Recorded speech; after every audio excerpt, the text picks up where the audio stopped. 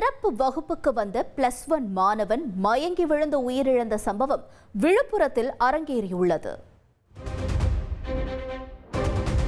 விழுப்புரம் மாவட்டம் விரட்டிக்குப்பத்தில் உள்ள தனியார் பள்ளி வகுப்பறையில் மயங்கி விழுந்த 11ஆம் வகுப்பு மாணவர் உயிரிழந்தார். சிறப்பு வகுப்பிற்காக பள்ளிக்கு வந்த மாணவன் மோகன்ராஜ் சிறிது நேரத்திலேயே வகுப்பறையில் மயங்கி விழுந்தார். அப்போது பணியில் இருந்த ஆசிரியர் உடனடியாக மாணவனை தனியார் மருத்துவமனைக்கு அழைத்து சென்றார். மாணவனை பரிசோதனை செய்த மருத்துவர்கள் ஏற்கனவே இறந்துவிட்டதாக தெரிவித்துள்ளனர். தனியார் பள்ளிக்கு விடுமுறை அளிக்கப்பட்ட நிலையில் சம்பவம் குறித்து போலீசார் விசாரித்து வருகின்றனர். இதனிடையே மாணவன் மோகன்ராஜ் வகுப்பறையில் மயங்கி விழுந்த சிசிடிவி காட்சி வெளியாகியுள்ளது.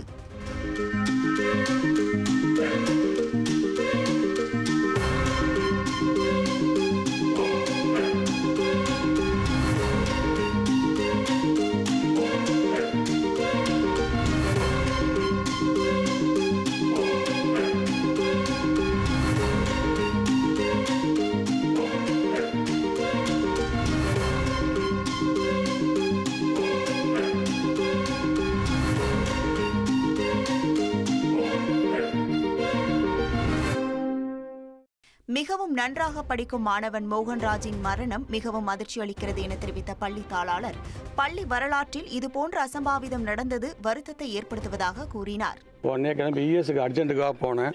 அங்கே போய் உள்ளே போன ஒரு 2 மினிட்ஸ்லேயே பையன் வந்து இறந்துட்டாரு, வரும்போது பிராட் டெட்டு அப்படின்னு சொல்லிட்டாங்க.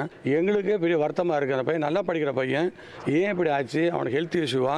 ஏன்னா அடுத்த ஸ்கூலுக்கு வந்த கிளாஸில் வந்து அடுத்த 2 or 3 மினிட்ஸில் இந்த மாதிரி ஆயிருக்கு அப்படிங்கிறது ஒரே கன்ஃபியூஸாக இருக்குது. போலீஸ்லாம் வந்து விசாரிச்சுட்டு இருக்காங்க. ஆனால் எங்களோட பள்ளி ஹிஸ்ட்ரியில் இந்த மாதிரி ஒரு அசம்பாவிதம் நடந்தது வருத்தமாக இருக்குது. இதுக்காக எதை ஈடு செய்யணும்னு தெரியல, ரொம்ப வருத்தமாக இருக்குது. முழு உடல் ஆரோக்கியத்துடன் தனது மகன் இருந்ததாகவும் புத்தக பை சுமையுடன் 4 மாடி ஏறியதால் தான் பிரச்சனை எனவும் உயிரிழந்த மாணவன் மோகன்ராஜின் தாய் கண்ணீர் மல்க குற்றம் சாட்டியுள்ளார். அவனுக்கு எந்த பிரச்சனையும் இல்லை, நல்லா தான் இருக்கான். நான் இதுவரை 16 வயசு ஒரு ஹாஸ்பிட்டல் கூட நான் அவனை கூட்டு போனது கிடையாது. பல்லு மெத்த படிக்கட்டு ஏறுதான் அவனுக்கு பிரச்சனை. 4 படிக்கட்டு 4வது படிக்கட்டில் இருக்கிறான். அந்த புக்கெல்லாம் தூக்கிட்டு போய் அதனால அவனுக்கு மூச்சு வாங்கி எனக்கு அது மேலே தான் சந்தேகம், வேற எதுவும் இல்லை. நிற்க வச்சாங்களா சார்? 5 நிமிஷம் லேட் ஆயிடுச்சுன்னு நிற்க வச்சாங்கன்னு சொல்கிறாங்க. இல்லை, அவன் படிக்கிற பிள்ளைங்க, அவன் படிக்காத பிள்ளையா இருந்தால் நான் ஃபீல் பண்ணுவேன். அவன் படிக்கிற பிள்ளைங்க 10th 452 மார்க்குங்க. அவன் படிக்கணும்னு இது ஒரு வெறி தான் அவனுக்கு, வேற எதுவும் கிடையாது. கோரிக்கை வச்சு நான் என்ன சார் பண்ண போறேன்? தாம்பரத்தில் ஆடி மாத திருவிழாவில் இரு தரப்பினரிடையே ஏற்பட்ட மோதல் குறித்த காட்சிகள் வெளியாகியுள்ளது. சென்னை தாம்பரத்தில் ஆடி மாத கோவில் திருவிழா தொடர்பாக ஏற்பட்ட மோதல் குறித்து போலீசார் விசாரணை மேற்கொண்டு வருகின்றனர். ரங்கநாதபுரம் பகுதியில் அங்காள பரமேஸ்வரி அம்மன் ஆலயத்தை நடத்தி வரும் திருநங்கை ஐயம்மாள் என்பவர் ஆடி மாத திருவிழாவில் அதிக சப்தத்துடன் பக்தி பாடல்களை ஒலிக்க செய்ததாக தாம்பரம் காவல் நிலையத்திற்கு பொதுமக்கள் தகவல் தெரிவித்தனர். இது தொடர்பாக சவுண்ட் சர்வீஸ் அமைத்த செல்வம் என்பவரை காவல்துறையினர் விசாரணைக்கு அழைத்து சென்றபோது ஐயம்மாளுக்கு ஆதரவாக மாநகராட்சி கவுன்சிலர் யாக்கூப் வாக்குவாதத்தில் ஈடுபட்டதாக கூறப்படுகிறது. தொடர்ந்து மனிதநேய மக்கள் கட்சியினர் சாலை மறியலில் ஈடுபட்டனர். அப்போது போலீசார் சமாதானம் செய்தனர். இதனிடையே சாலை மறியலில் ஈடுபட்டவர்களை சமாதானம் செய்த திமுகவை சேர்ந்த சூர்யா என்பவரை கூட்டத்தில் இருந்த மர்ம நபர் தாக்கியதாக கூறப்படுகிறது. இதையடுத்து சம்பவம் தொடர்பாக மனிதநேய மக்கள் கட்சி மற்றும் திமுக சார்பில் தாம்பரம் காவல் நிலையத்தில் புகார் அளிக்கப்பட்டது. அதன் பேரில் போலீசார் விசாரணை மேற்கொண்டு வருகின்றனர். ஜவளகிரி வனப்பகுதியில் உலாவரும் ஒற்றை காட்டு யானை வனத்துறையினரின் இரும்பு வேலியை உடைத்து வெளியே வர முயற்சிக்கும் வீடியோ வெளியாகியுள்ளது. கிருஷ்ணகிரி மாவட்டம் ஒசூர் அருகே ஜவளகிரியில் இருந்து கொளக்கொண்டப்பள்ளி கிராமத்திற்கு செல்லும் சாலையில் அமைக்கப்பட்டிருந்த இரும்பு கம்பி வேலியை காட்டு யானை ஒன்று கடும் ஆக்ரோஷத்துடன் பிளறியபடி உடைக்க முயன்றது. அப்போது வனத்துறையினர் சப்தம் எழுப்பியும் பட்டாசு வெடித்தும் காட்டு யானையை வனப்பகுதிக்குள் விரட்டினர். இதனால் அந்த பகுதியில் பரபரப்பு ஏற்பட்டது.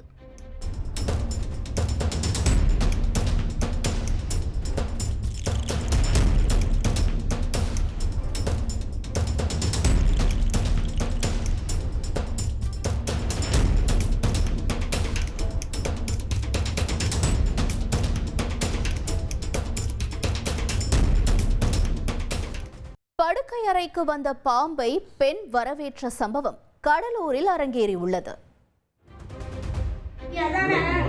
வந்துட்டியா என்கிட்ட? போதுங்களா?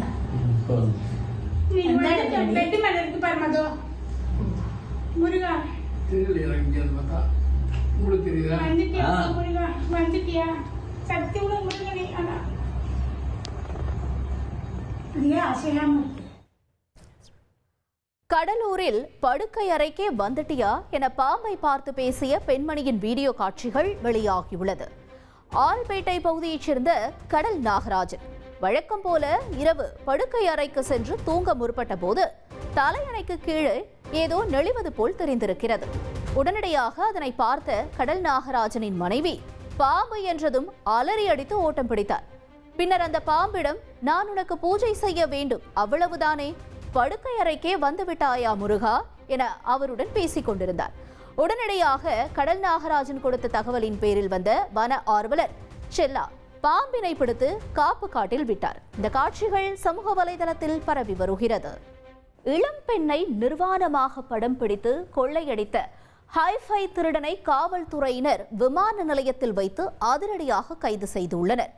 ஃபார்மல் டிரெஸ், கூலிங் கிளாஸ் அணிந்து கொண்டு நேர்காணலுக்கு செல்வதை போன்ற பில்டப்போடு கிளம்பி வீடு புகுந்து கொள்ளையடித்தவரிடம் போலீசாரிடம் சிக்கியது எப்படி?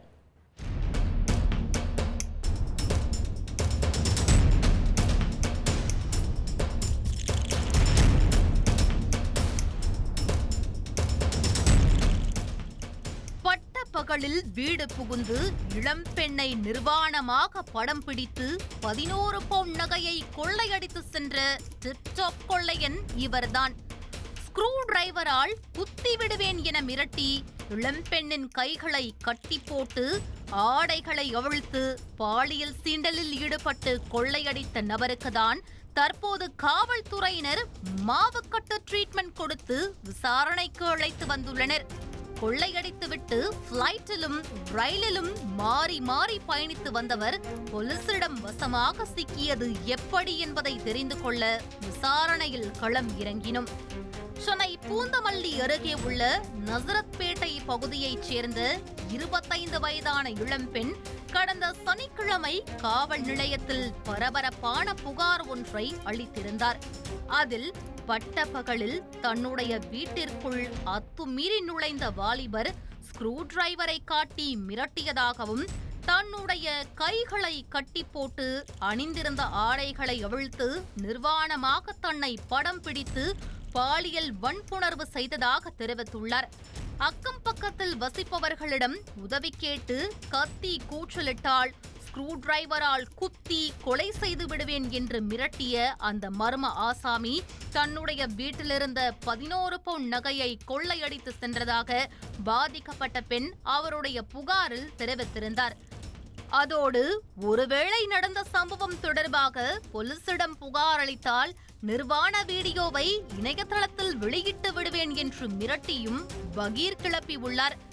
நடந்ததை கேள்விப்பட்டு அதிர்ந்து போன காவல்துறையினர் உடனடியாக குற்றவாளியை பிடிப்பதற்கு தனிப்படை அமைத்து அப்பகுதியில் பொருத்தப்பட்டிருந்த சிசிடிவி ஆதாரங்கள் மற்றும் பதிவான செல்போன் விவரங்களை சேகரித்துள்ளனர். இந்நிலையில்தான் கொள்ளையடித்த நகையை அந்த மர்ம ஆசாமி கொரியர் பார்சல் சர்வீஸ் மூலம் கோவையில் உள்ள நண்பர் ஒருவருக்கு அனுப்பியுள்ளது தெரிய வந்திருக்கிறது. அடுத்தடுத்த விசாரணையில் கொள்ளையன் பிளைட் மூலம் சென்னையிலிருந்து கோவைக்கு தப்பி செல்வதை அறிந்த போலீசார் அவரை கோவை ஏர்போர்ட்டில் வைத்து அதிரடியாக கைது செய்துள்ளனர். அவரிடம் மேற்கொண்ட விசாரணையில் பல திடுக்கிடும் தகவல்கள் வெளிவந்திருக்கிறது. பிடிபட்டவர் 25 வயதான அஜய்குமார். சென்னை தண்டையார்பேட்டை பகுதியை சேர்ந்தவர். இளம் வயதிலேயே ஆன்லைன் ரம்மி போன்ற சூதாட்டத்திற்கு அடிமையான அஜய் அதில் எக்கச்சக்கமாக பணத்தை இழந்துள்ளார். அதோடு அவர் செய்து வந்த தொழில்களும் நஷ்டமடைய அஜித்குமார் ரூபாய் 9 லட்சம் கடனில் இருந்ததாக சொல்லப்படுகிறது. இந்த சூழலில்தான் ஏற்கனவே கொரோனா காலத்தில் நசரத்பேட்டை பகுதியில் தங்கியிருந்த அஜய்குமாருக்கு அந்த பகுதியில் ஈஸியாக கொள்ளையடிக்கலாம் என்கிற எண்ணம் தோன்றியுள்ளது. இரவெல்லாம் கண்விழித்து கொள்ளையடிப்பதற்காக மாஸ்டர் பிளானை போட்ட அஜய்குமார் சம்பவம் நடந்த சனிக்கிழமை இன்டர்வியூவிற்கு செல்வதைப் போல ஃபார்மல் உடை அணிந்து கூலிங் கிளாஸ் போட்டுக்கொண்டு நண்பரின் 2 வீலரை கடனாக பெற்றுள்ளார். அந்த பைக்கை பூந்தமல்லி அருகே பார்க் செய்த அஜய் அங்கிருந்து ஆட்டோ மூலம் நசரத்பேட்டைக்கு வந்து இளம்பெண்ணை மிரட்டி 11 பவுன் நகையை கொள்ளையடித்து சென்றது விசாரணையில் தெரிய வந்திருக்கிறது. அதோடு கொள்ளையடிக்கும் போது தன்னுடைய கையால் நகைகளை எடுத்தால் கைரேகை பட்டுவிடும் என்பதால் அந்த இளம்பெண்ணை வைத்தே நகைகளை எடுத்து பேக்கில் போட சொல்லி இருப்பதையும் போலீசார் விசாரணையில் உறுதி செய்துள்ளனர். காவல்துறையிடம் சிக்கிக் கொள்ளாமல் இருக்க முகத்தில் மாஸ்க் அணிந்து வீட்டை விட்டு வெளியேறிய அஜய்குமார் அங்கிருந்து ஆட்டோ மூலம் பூந்தமல்லிக்கு சென்று 2 வீலரை எடுத்து சென்றுள்ளார். அது மட்டுமின்றி திருடிய நகைகளில் சிலவற்றை இன்ஸ்டன்டாக விற்ற அஜய்குமார் அந்த பணத்தில் உல்லாசமாக பிளைட்டிலும் ரயிலில் ஏசி கம்பார்ட்மெண்டிலும் ஏறி போலீசிடமிருந்து தப்பிக்க லொகேஷனை மாற்றிக்கொண்டே வந்துள்ளார். இந்த சூழலில்தான் கொரியர் மூலம் கோவைக்கு அனுப்பிய நகையை காவல்துறையினர் ட்ரேஸ் செய்து அஜய்குமாரை அதிரடியாக கைது செய்துள்ளனர். விசாரணையின் போது அஜய்குமாரை மறைத்து வைத்திருந்த நகையை எடுத்து தரக்கோரி காவல்துறையினர் அழைத்து சென்றபோது அவர் போலீசிடமிருந்து தப்ப முயற்சித்துள்ளார். அப்போது நடந்த சேசிங்கில் அஜய்குமாரின் கையில் எலும்பு முறிவு ஏற்பட்டிருக்கிறது. ஸ்க்ரூ டிரைவரை காட்டி இளம்பெண்ணை மிரட்டி அவரை நிர்வாணப்படுத்தி கொள்ளையடித்து சென்ற கொள்ளையனுக்கு மாவுக்கட்டு ட்ரீட்மெண்ட் கொடுத்த போலீசார் அவரை நீதிமன்றத்தில் ஆஜர்படுத்தி சிறையில் அடைத்துள்ளனர். வாட்டர்மெலன் ஸ்டார் என சொல்லிக் கொண்டு உலாவரும் இன்ஸ்டா பிரபலம் திவாகர் மீது நடிகை ஷக்கீலா பகீர் புகார் கொடுத்திருக்காங்க. திவாகர் ஆணவ கொலையை நியாயப்படுத்துவதா நடிகை முன்வைத்திருக்கும் குற்றச்சாட்டின் பின்னணி என்ன? வாட்டர்மெலன் ஸ்டார் திவாகர் ஐயோ அவரா என அடைமொழியை கேட்டதுமே அலறி அடித்து ஓட வைக்கும் ஒரு பெயர்தான் இது. Super star, supreme star, ultimate star என திரையுலகை ஆண்ட பல ஸ்டார்களுக்கு மத்தியில் நானும் ஒரு ஸ்டார் தான் என கையில் தர்பூசணியோடு இன்ஸ்டாவுக்கே இம்சை கொடுத்தவர் தான் இந்த வாட்டர்மெலன் ஸ்டார். நடிப்பு அரக்கன், நடன சூறாவளி, இவற்றுக்கெல்லாம் அர்த்தம் தெரியாமலேயே அதை அடைமொழியாக சேர்த்துக் கொண்டு ஆலினால் அழகு ராஜா நான் தான் என சொல்லிக் கொண்டு வருகிறார் இந்த அப்பாட்டக்கர் ஸ்டார். ஆனால் ஒவ்வொரு இன்டர்வியூவிலும் ஒரு வாட்டர்மெலன் பீஸை கடிக்க வைத்து இந்த வெறும் திவாகரை தர்பூசணி திவாகராக்கிய பெருமை பல யூடியூப் சேனல்களையே சேரும். நடிகர் தனுஷ் 7 டேக் போனார், ஆனா நான் ஒரே டேக் தான், சிங்கிள் டேக் ஆர்டிஸ்ட்மா நானு என செல்லும் இடங்களிலெல்லாம் தற்பெருமை பேசியவரை தடால் புடால் என வெள்ளித்திரை வரை வளர்த்துவிட்ட புகழ் இன்ஸ்டாவாசிகளையே சேரும். ஆனால் தற்போது இதையெல்லாம் ஏண்டா பண்ணோம் என்ற அளவிற்கு ஒவ்வொரு இன்ஸ்டாவாசிகளையும் யூடியூப் சேனல்களையும் யோசிக்க வைத்துவிட்டது வாட்டர்மெலன் ஸ்டார் டாக்டர் திவாகரின் செயல்கள். ஆட்டை கடித்து மாட்டை கடித்து தர்பூசணியை கடித்த கதையாக கடைசியில் நடிகர்களோடு வம்பிழுத்து சாதிய வன்கொடுமை பேசுவதால் தற்போது நெட்டிசன்கள் பலரும் வாட்டர்மெலனை லாரி டயரில் வைத்து நசுக்கி விளையாடுகின்றனர். அதன் தொடர்ச்சியாகத்தான் நடிகை ஷக்கீலாவை காண்டாகி திவாகரின் மீது புகார் கொடுக்க காவல் நிலையத்தின் கதவை தட்டியிருக்கிறார். மதுரையை சேர்ந்த திவாகர் பிசியோதெரபி முடித்துவிட்டு பொழுதுபோக்கிற்காக ரீல்ஸ் போட தொடங்கியதுதான் இன்ஸ்டாவிற்கு வந்த சோதனை. இவர் ரீக்ரியேட் செய்த பல சீன்கள் காமெடி ரகம்தான். ஆனால் அதையெல்லாம் ஆஸ்கர் லெவல் ஆக்டிங் என நினைத்த திவாகர் யாருக்கும் அடங்காமல் பல ரீல்ஸ்களை வெறித்தனமாக வெளியிட்டார். அதிலும் கஜினி படத்தில் சூர்யா தர்பூசணி சாப்பிட்டுக் கொண்டே விரலசைத்து நடித்த காட்சியை ரீல்ஸாக போட்டதுதான் படுஜோராக ரீச் கொடுத்தது. கமெண்ட்டுகளில் பலர் கழுவி ஊற்றினாலும் அதையெல்லாம் கண்டுகொள்ளாமல் தன்னம்பிக்கையோடு ஒவ்வொரு யூடியூப் சேனலுக்கும் வாட்டர்மெலனோடு ஆஜராகி விடுவார் திவாகர். அதற்கு பிறகு தனக்குத்தானே வாட்டர்மெலன் ஸ்டார் என அடைமொழியை சேர்த்துக் கொண்டு சுற்றி வந்தார். அதனைத் தொடர்ந்து promotion, photoshoot, prank video, movie chance என அமோகமான வளர்ச்சிதான். ஆனால் அதையெல்லாம் அப்படியே மாற்றி அமைத்தது நடிகர் சூரியை பற்றி திவாகர் கூறிய வார்த்தைகள். பெயிண்டராக வேலை பார்த்த சூரியும் நானும் ஒன்னா, நான் ஒரு டாக்டர், அவரை மாதிரி எல்லாம் சின்ன ரோல்ல நடிக்க மாட்டேன், நடிச்சா ஹீரோ தான் என அவர் பேசிய பேச்சுக்கள் கொஞ்சம் நஞ்சமா. அத்துடன் கருப்பு படத்தில் வாட்டர்மெலன் சீனை தன்னை பார்த்துதான் நடிகர் சூர்யாவே ரீக்ரியேட் செய்தார் என ஒரு பெரிய குண்டை கோலிவுட்டில் தூக்கி போட்டார் திவாகர். அத்தோடு நிறுத்திக் கொள்ளாமல் சாந்தோ மன்னா என நடிகர் சாந்தனுவையும் இயக்குனர் வெங்கட் பிரபுவையும் வம்பிழுத்து வீடியோ போட்டார். திவாகரின் இந்த வார்த்தைகள் பலருக்கு ஆத்திரத்தை கிளப்ப யூடியூப் சேனல் ஒன்று வம்படியாக திவாகரை அழைத்து வைத்து செய்து அனுப்பியது. மேலும் பிரஸ் மீட்டில் எல்லாம் பத்திரிகையாளர்களோடு தகராறு வேறு.